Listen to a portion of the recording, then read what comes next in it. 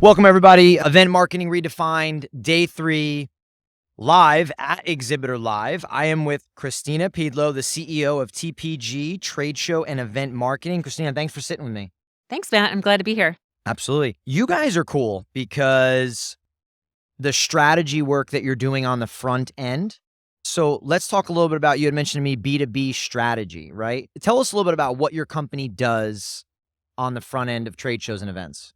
Sure. So on the front end, we're really looking at creating an overall marketing strategy where we find the most success in trade show programs is when you have a client that is willing to look at a year's worth of events or a singular event as a whole from a pre-event standpoint to at event and post-event. So we strategize to create a marketing campaign that brings in all of the elements that you would need for both an entire year or an individual event so that you have a rounded out campaign for your journey. So I talk about this quite a bit on my podcast, right? I feel like the minority in trade shows, exhibitors, are running their trade shows like full-blown campaigns, themed, concepted, pre-show, during, post-show marketing, follow-up, like what you're talking about. It's not, I don't feel like it's the majority, and it's a missed element. I would agree with that, but I think that's for a number of reasons. And the main reason being budget and then time and time management on behalf of the trade show managers. If you imagine life as a trade show manager, they're really focused a lot of times on all of the nuts and bolts that go into the production elements themselves. And they're focused on the environment and creating the space as opposed to creating that attendee journey. But it's so important that becomes a part of the conversation and that they're looking at holistically the entire event and what the attendee experience is going to be. But you're right in that only a handful of folks really do participate at that level on the show floor. You know where I find it interesting? So I've been thinking about this and, I mean, the budgets for trade shows and events are big. They're roughly 20 to 40% of a total marketing budget for a company. So these are big numbers, right? It is, yeah. I think the event marketers get stuck because they're typically like associates or marketers at a company. Then one day their boss walks in and says, hey, here's the trade show program. And they're like, oh, there's no formal training for all the things you're talking about. That's right. So then they get kind of stuck with, okay, we just got to get this executed. That's what I like about the CTSM program that's here, because it is teaching all of these things. Tell me a little bit about like where any advice you'd give to a new event marketer, right? That's starting out. So education is a big part of it, and the CTSM program is great, but I think a lot of times education can be a number of different things, whether that be purchasing books, talking to other industry leaders, sitting down and viewing a webinar. And I think it proves value to your leadership team if you're going to your leadership team and saying, hey, I would like to participate in X, or I would like to have this experience so that I can bring more to my position. But aside from that, I think delegation is vital. And that comes down to either delegating tasks to your team members or outsourcing different pieces and elements of your program to make sure that they are more successful. Yeah, for sure. Yeah. Because they do get stuck with a lot of hats to wear, doing so many things. And really what we're talking about when you're putting B2B strategies together, campaigns, like it's marketing, right? It is. It's just pure marketing, but in the form of events. And events is a marketing channel, is it not? Right. It is. And I think a lot of times trade show managers get caught up in the environment, right? And just creating that environment. And that's one piece of a very large puzzle when you're entering a space. Because at the end of the day, you really need to get people to step over that line into your booth. And what does that look like for you? And how are you going to attract that audience? I've had a lot of people in the CTSM program, these event marketers, say they are here seeking to figure out more methods, ways to track ROI, right? Okay, yep. What are your thoughts on that? I have so many thoughts on that. Let's go. Come on. Okay, so that's what you're here for. I think ROI is one piece of the puzzle. Yep. I also look at tracking return on event and return on objective as well. So if you're looking at simply return on investment, you're looking at hard metrics. First of all, you need to have a good strategy for collecting leads and for measuring where those leads are in the marketing funnel. But you also need to have set objectives before you go into that event. What does success look like for you? What will success look like for your management team? And how do you measure against those objectives for that particular program? And every single data point, every single touch point that you have for your brand, for that attendee, needs to be a place where you can measure. Yeah. And I think that doesn't necessarily mean hard metrics all the time. Yeah. Sometimes that is soft. Sometimes it's how many demos that you've given. Sometimes it is taking a survey of brand sentiment. How do attendees feel about your brand now that they've experienced your brand in the space? What is their opinion? Yeah. And what did they find interesting about your space? And how did they feel about the company culture? Yeah. So a lot of really good stuff there. So I'm Yeah. scrambling to write this down. Yeah, no so we worries. can get to it. Brand sentiment piece, right? So I had a CTSM person on, and they were talking about, she's saying tracking more intangible things. And I Right. said, well, hey, give me an example. She said brand awareness. She's like, I'm not really sure how to do it, what data points would matter, which ones would be valued. So we just started spitballing. I said, let's talk about it. And I used the example of maybe an exit survey as people are leaving your booth or engaging with them. And she's like, yeah, we've done those. And I said, you know what, though? I said, what I would add to doing that is I think it's all about the question you're asking. How is. targeted is that question? Meaning, when did you first truly know what we did? Or when did you recognize us at a brand that could solve this problem? How dialed of a question can you get? And then you're doing data okay, it's we're a 7 out of 10, right? Right. But next year we're a 9 out of 10. So tell me more about those soft metrics, because I know hard metrics. You're saying, hey, we spent $100,000. Right. We signed up X, $500,000 investment, whatever it is. But the soft metrics. So I think you're spot on about not only the exit survey, but making sure that those survey questions are crafted correctly. And there are people that specialize in that. Okay. So if your team isn't comfortable doing that, again, that is the time to outsource that particular job. Also, another way to track attendee sentiment right now is through AI technology. There are booth traffic tracking mechanisms that can track facial recognition and get a good feel for how attendees feel about your brand. So that would be one way to track that particular metric. But in terms of soft metrics, aside from how people feel about your brand, you can ask them, what their experience was in your booth. Yeah. What their journey looked like in your booth, how they felt about a particular product that they saw, what their overall impression was when they walked into your space. Yes. Yeah, I like that. We try to talk a lot with our clients. We're always saying, what's your why? What's your purpose for being here? Goals are great. We're going to have goals. We're going to have hard goals. We want to do X amount of this. But when you have a why, you have a purpose, I think that needs to tie back to what I say is business objectives, right? Right. Because event marketing has, everything in a business, has to fuel the objectives.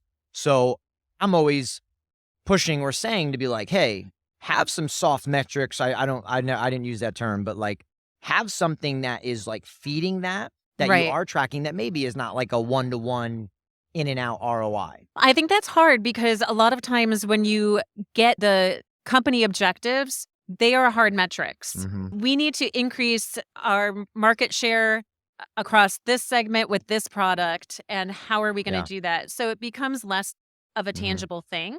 Yeah. And you as an event marketer have to discover strategies to really focus on those specific products. But then the mindset is already on that hard metric, right? That's what you're walking in with. And it's how do I prove that to my management team? How do I show that to my management team when you can really kind of flip the script and show that the value of the brand around that particular product has increased or improved dramatically. Yeah. You said before return on event and return on environment. Was it return on objective? Return on objective. So your return on your objectives are, that is the why. Why are you there? What are the things that you want attendees to walk away with? And what are the things that you need to walk away with as an event marketer at the end? Yeah. Your return on event is going to be really what you need to walk away with. I need to walk away with the fact that I had this many attendees visit my booth that we were more efficient in our labor, install and dismantle, those types of logistical things that make your event a more efficient event for your organization and a more successful event. Tell me about a little bit about narrative and story, right? So when you're doing marketing prep work going into an event, companies have to have a narrative, they have to have a story in Right. an event. How do you sort of work with companies on either creating that, dialing it in for a specific audience, and ensuring that the way they are showing up is pushing that narrative, pushing that story, and all kind of makes sense? Yeah, we just ask those W questions: who, Yep. what, where, when, and why. Yeah. What is your purpose behind it? What is the message that you're looking to convey? And why would an audience member or a attendee be interested in your solution? And that really does become the story, because you're looking at your target audience's pain points and trying to solve their problem with your product and with your solutions. So when we try to craft that story and craft that message, we really look at finding a hook or finding a campaign that will resonate around what the attendee is trying to achieve. Yeah. We talk a lot with our clients about building a foundation, right? And Right. we've kind of simplified it. We've built like a framework. First is the why, second is the customer audience, third is the brand, right? Fourth is setting like goals, actionable things. Right. And then the fifth is talking about engagement and experience. And typically we like to think about engagement as like meaningful engagement. Right. How will you meaningfully engage your customer? And tying it back to not just coming up with these like ideas like, oh, this would be fun, this would be cool, but tying back to stuff that matters, the Right. why, the customer, the audience. Do you think enough exhibitors and people at events are thinking that way, are executing that way? So those are two different things. Mhm. I think no and no, Mhm. but No I and think no. no and no, but I do think some are thinking that way and not executing that way. Mhm. I think some are thinking that way and executing that I'm with you. way. Okay. And Yeah. I think most Yeah. are not doing either. I see a lot of exhibitors, the majority of exhibitors on the show floor, really thinking about who they are and who their product is, Mhm. instead of focusing the narrative on Yes. who their target Yes. audience Yes. is Yes. Yes. and why it's important to meet their audience where they are. Mhm. How does that shift in the industry? How can a shift start to form where it is more story, narrative, experience driven, tailored towards the customer and the audience? Because that's marketing 101, but like how does it shift into events? That's a great question. Uh-huh.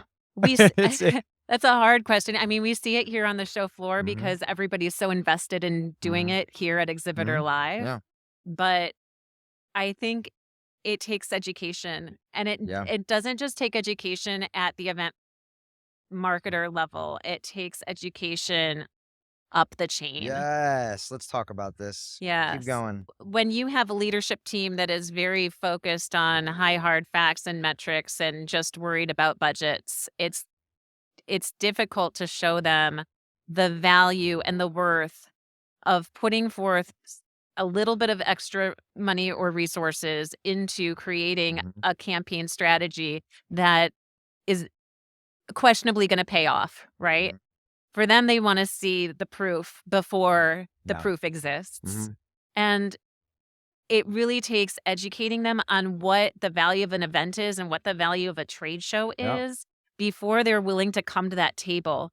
So Mhm. sometimes it's just dipping a foot in the water. Yeah. Sometimes it's just, getting a brand ambassador in there, Yep. or trying out a couple of new things and saying, "Hey, look how great this worked. Yeah. How great would it be if we could do even more?" Yeah. I sort of have this like idea in my head that I feel like some of the way it works downward is if you don't have an executive team that values face-to-face marketing, right? You don't end up having a true event marketer running the event marketing program. I'm That's right. baffled by it because companies, I do this podcast, I talk to a lot of people. I have had some extremely talented people on my show that are event marketers that run big programs, but their companies value it. And they're like, hey, you're a skilled person in this marketing channel, and we're putting you in this seat to go do this. And yeah, their spend is 20 to 40% of total budget, But then Right. there's all these other companies that are spending the same 20 to 40% total budget, but they don't have that event marketer in the seat. And they have an event marketer that is struggling, is trying to learn, is trying to get it to the show. They want to do cool stuff. Right. So I don't know how to solve that. I have no idea. I'm just starting to figure. That's sort of what I'm seeing happening. Yeah, I think it comes down to education. I don't know how you solve it Yeah. either. But what you just said is mind-blowing to me. I guess I hadn't thought of it in that Yeah. way before, because you're right. When your leadership values it, you have the right people in the Yep. right seats doing the right job, and that is so important. I had Tavar James on my show. He's I'll screw his title up. I'm sorry, Tavar, if you're listening, but global head of events for Riskified. Okay. He's a badass. He's awesome. He knows his stuff. He is such an event marketer through and through. Campaigns, marketing, start to finish, engaging on the floor, Yeah. putting themed things together. Like, he just gets it. But he says, I'm fortunate. My company values the face-to-face events. They're all in on it, but they also drive results. So he gets to show them, because I think you do have to show results, right? I mean, You do. that's part of the job, but they value it. So it's tough. I see a lot of companies that really don't value it. As a company that gets RFPs, sometimes as a CEO of a company myself, I want to take the RFP and send it to the CEO of the company who probably didn't even see it. And I'm sorry, that's just funny because I I get it. I want to say, do you know, like, that it's obviously not their problem, but it is in a way. And Right. saying, like, it's really not being valued. This was sent to 16 people, probably because they only think 4 is going to respond. But the way and the manner it's being done, oh, by the way, we have 60 days to pull this all together. Right. And not I only mean- that, the description is such that it's clear that they don't understand Yes. what it is that goes on at events or Yep. what their program actually represents. And the person sending it is retrieving information to bring to others that are not paying attention to it. So Right. they're in a bad spot. They're Right. panicked. They're like, huge RFP with 60 days. It's like, how have you not been planning this? And if it was once a year we got one of those, I'd be like, okay, they must be in a bad spot. Right. It's all the time. It just tells me that you don't value face-to-face events, but you're still doing them. I don't know. I'm just, No, I love it. I think you're absolutely spot on. And we get some of those as well. And it's frustrating. And it also makes you think, how much time and investment do I want to make into your brand Yeah. when you're not willing to invest then you're into your own brand Yeah. yourself? Yeah. It's an interesting thing. I think the education piece you talked about, everything you're talking about, B2B strategy, right? I want to get to experience design, campaigns, the marketing, content development. Like, event marketing is just marketing. It is. It really is in event form, and it's valuable when done right. It delivers results when done right. Tell me about experience design. In what way? Tell me about it. Tell me your thoughts on it. Give us examples of it. Give anything. Well, experience design is a crucial piece of any event puzzle, Yeah. right? So when I look at an overall event in terms of what the experience is, I really like to go in again with the objectives up front and how we're going to look at the customer journey. What is the story that they are going to be moving through, and how do we meet them where they are within that experience Yeah. itself? And then we design around that experience. So we have the marketing strategy up front. And then in terms of the environment that is created and the activations that are set around it, they all need to work together. So Yep. when they're really cohesive, you can always tell in an environment when the activation came after the environment came, Mhm. right? Because it just doesn't fit into the space in the same way. Yeah. So it's really about designing an experience that is cohesive, Mhm. that makes sense in the physical environment that Yep. you're going to be in, and that achieves the objectives of that target audience, right? So you see that a lot with different brands walking into different types of trade show environments for different target audiences, but they've utilized the same assets. Yep. And the experience really needs to be designed around that audience and who they are, and how do we meet those folks? Mhm. How are we going to differentiate them from the other targets that we have within different trades and different industries? Let me give you a good example of like an opposite way of, right? I was on a show floor years ago, went to go see a friend down there that they had a booth, a known friend of a friend. standing in their booth, having a beer with them for like an hour, talking at the reception Sure. desk. Yeah. Okay. Standing in this booth, 20 by 20, nice booth, looks good. It's like the first day of the show, maybe second day. Yeah. And I'm like, they have 3 demo stands, kiosks with TVs on them. It's like the main piece of their booth. Nobody's using them. Nobody on them. And I was just like, hour in, I'm like, this is odd. So I asked them, I said, hey, why is nobody using these demo stands? And they're like, oh, we don't, this is really more a conference for our executive team. They have a lot of meetings. And I said, so why are you using this booth? And why wouldn't you build out, and it's just off the cuff, I said, like, some awesome lounge space with some nooks and corners and meeting areas and set it up, built for it. They're like, well, we always kind of use this booth. And I was like, I mean, that is the opposite of experience design. Right. It's wasteful. Or on the flip side, they've created this, but then nobody's activating it, and it is right for the audience, but they have the wrong people representing their brand. Yep. They don't have anybody in there to activate those screens or help people through them. And then they miss the boat entirely because they've missed all the opportunity to really lead those folks through that demo. Yeah. I think it's kind of what we talked about earlier about like meaningfully engaging people. Sure. Goes into experience design and the audience, and like how are you going to navigate? Like we ask our clients this question all the time. We say, hey, I'm an ideal customer. I'm the one you're at the trade show for, right? Yeah. Me. I come walking up.